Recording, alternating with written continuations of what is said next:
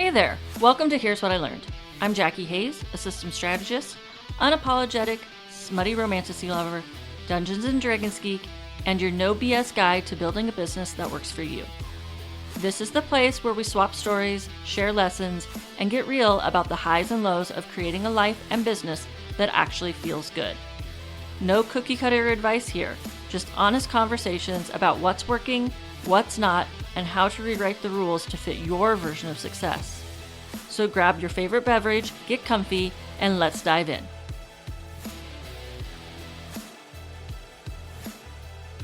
Hey friends, Jackie Hayes here, and I've got a bonus conversation for you today.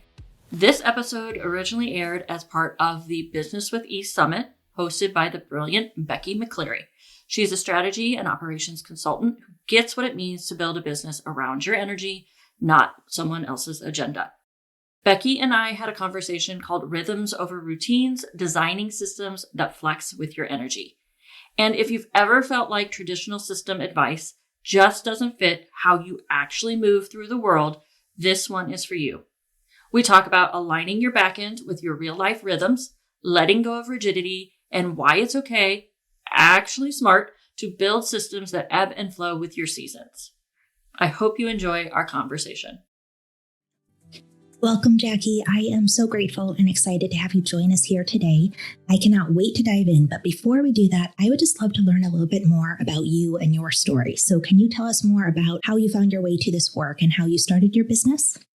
Yeah, so before I was helping service providers clean up the back end of their business, I was doing something a little different, maybe understatement there. I got paid to set things on fire intentionally, legally, for science. So I was a museum educator teaching science through hands-on experiments and occasionally controlled explosions. And the goal was always the same: make complex ideas accessible and a little bit fun. Then I moved on to higher ed. I helped graduate students navigate the bureaucracy that was basically didn't make any sense at all. And that's where I started to realize that my skill set was in untangling messes that didn't actually need to exist in the first place. So now I use that same lens to help creative solopreneurs build systems that actually support their work. It's all about making the complex feel simple. I love that. I love how you share your background too. It's very captivating. You share a little bit and I'm like, oh, what did you do? So I love that story. Awesome. Okay. So as we get started, I just want to make sure we're all on the same page because we're going to be talking about systems. And I know a lot of business owners who just they kind of cringe at that word and they don't want to learn anymore. So can you tell us more about what you mean by systems? Yeah, so when I am talking about systems, I'm not talking about tech and tools. A lot of people, when I say systems, they're like, oh, your PM tool or your CRM. What I mean when I'm talking about systems is all the interconnecting pieces that work together to make something happen. So if you think about it like baking a cake, it's not just the ingredients, it's the order you mix them in, the tools you use to mix them and cook them, the oven temperature, the timing. Business systems are what help you create and take your idea to an outcome consistently and without burning out. And most everybody needs to realize that they actually have systems in place, even if they don't realize it. If you've done something more than once, you have a system. It may have been unintentional and it may not be working well for you, but you do have a system. I love that. That's such a clear definition. And I love the reminder that we do have systems that we're using, even if we're not aware of it. So let's go into that a little bit more. Can you tell us more about how systems can support us as solopreneurs and when they might hold us back or even get in our way?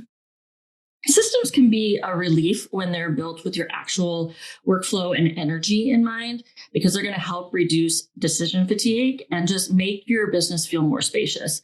But when we force ourselves into tools or processes that don't fit us, or when we over automate, perhaps make things over complicated, we can end up with a business that feels rigid or overly complex. And that's when systems stop supporting us and start slowing us down. Okay. I love that you brought in the automation piece because I've worked a lot in operations over the years. And I know that I kind of cringe sometimes when business owners want to lean so much into automation because sometimes it does make things more complicated than it needs to be. So I love that you brought that up. So I'm really curious. I really loved when you brought up this idea of systems that can flex with our energy, because I think one of the challenges solopreneurs have is everything is on us. And so a lot of us will push through feeling burnt out, feeling uncomfortable, and just make ourselves do it because it's on our to-do list. So can you tell us more about what it might look like to have systems that are flexible with our energy?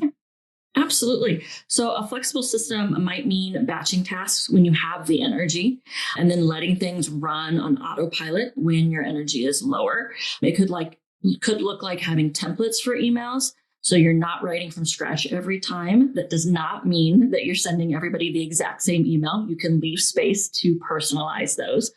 Or building client onboarding processes that work even if you're having a low capacity week. So this is where some things may be automated and some things are not. That's where automations do come in handy when you have low capacity.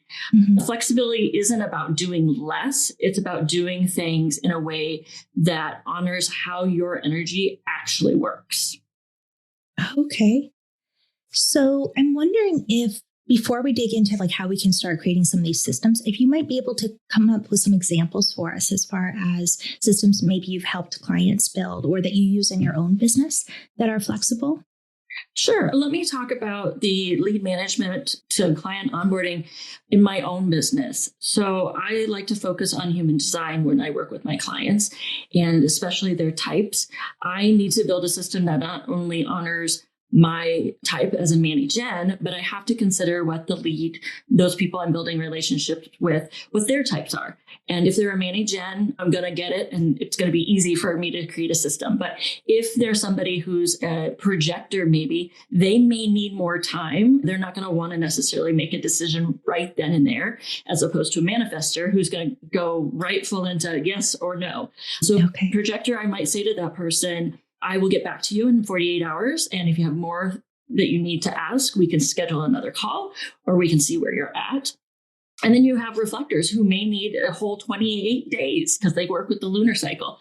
So knowing that when I'm working with sales calls, I can build that into my systems so that I get a reminder to follow up with them based on what their human design type is. Awesome. I love that. That was really clear. Thank you. And I love how you are accounting not just for you and your energy, but you're thinking about your client's energy as well. So if someone is listening right now and they're thinking, okay, that sounds good, but I don't even know where to start. Do you have recommendations for how they could start planning which systems to start with and then how to build those? Definitely. So start by noticing your patterns. So when do you have a lot of energy? When do you need to rest? And what tasks tend to pile up? Then build from there. Choose tools that feel intuitive, create processes that you can reuse, and don't be afraid to simplify those processes. So the best systems are the ones that you're actually going to use and that you can easily tweak without doing a whole entire revamp. So I would, when you think about the things that tend to pile up, those are where I would start looking into where the pile up is happening, where the bottleneck happens to be, and then start brainstorming ways that you can eliminate that bottleneck and think about why it's happening. That's the key, is to know why exactly it's happening and then brainstorm ways to get around that. Okay. And then I am wondering if you have some recommendations. So I think sometimes when I talk with business owners, they have it in their head that they have to build things the right way. And I think there's a lot of stress we put on ourselves about that.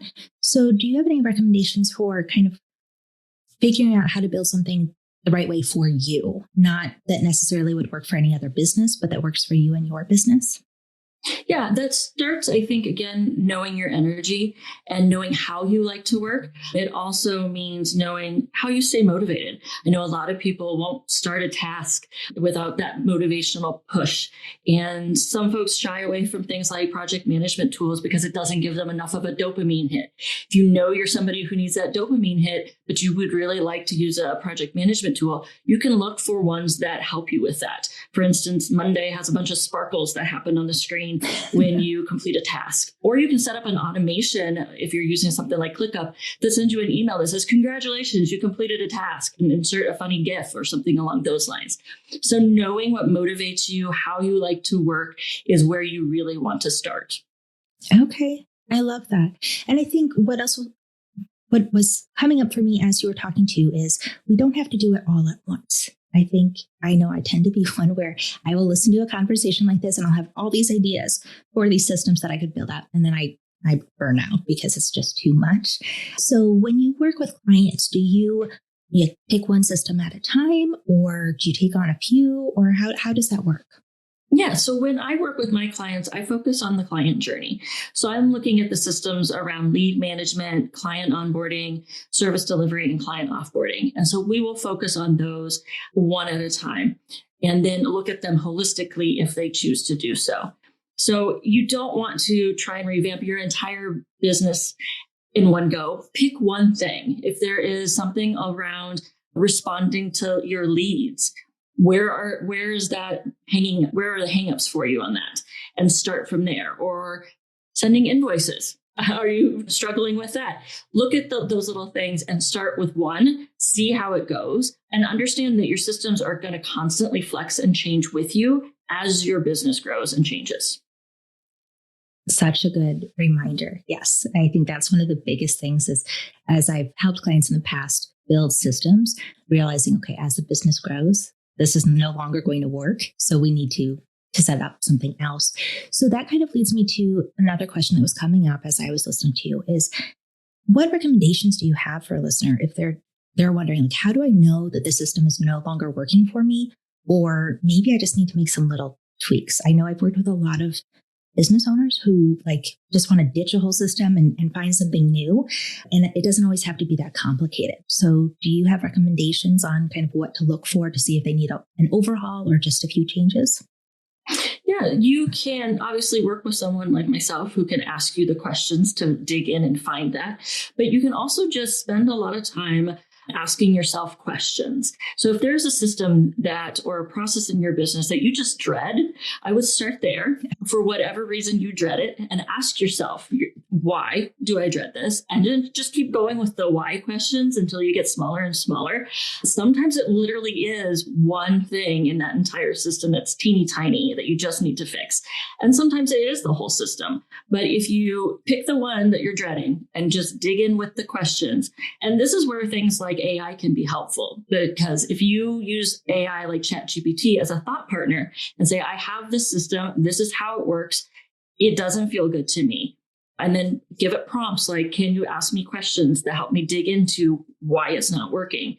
A lot of times that thought partnering with someone who does this, like an expert or ChatGPT, if you can't afford an expert, can get you to where you need to be. I love that idea. Women that I work with are talking more and more about using AI. And so I'm always looking for what are ways that we can use it to support us in business, not necessarily do the work for us all the time, but help us figure out those next steps. So that was really creative. I appreciate that.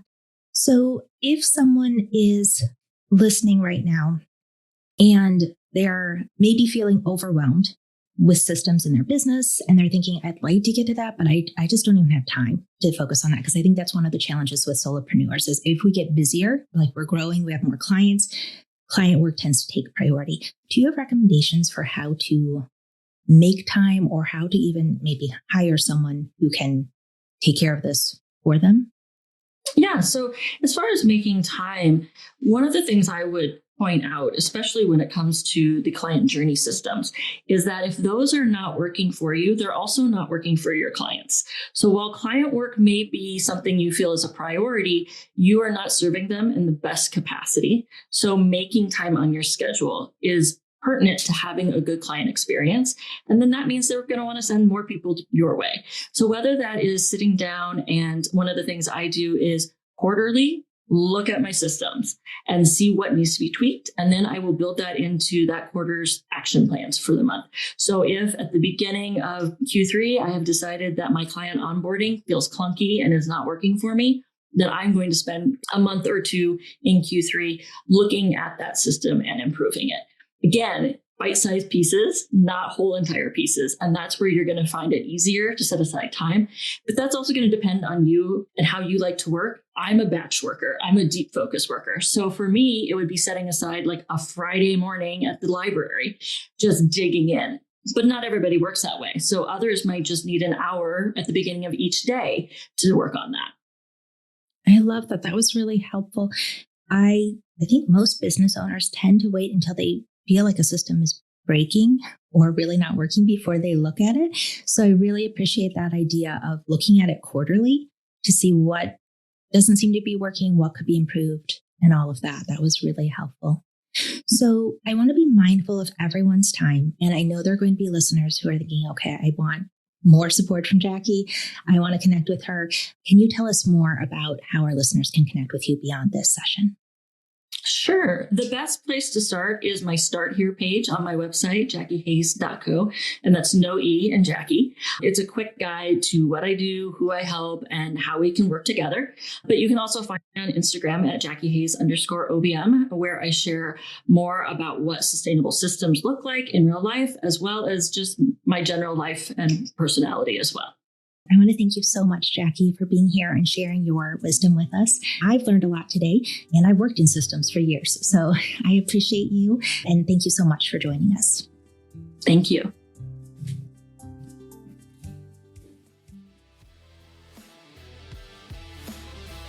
Thanks for hanging out with me on Here's What I Learned. If today's episode gave you an aha moment, a laugh, or something to think about, make sure you're subscribed to my email list. That's where I share even more tips, stories, and behind-the-scenes insights to help you simplify and thrive.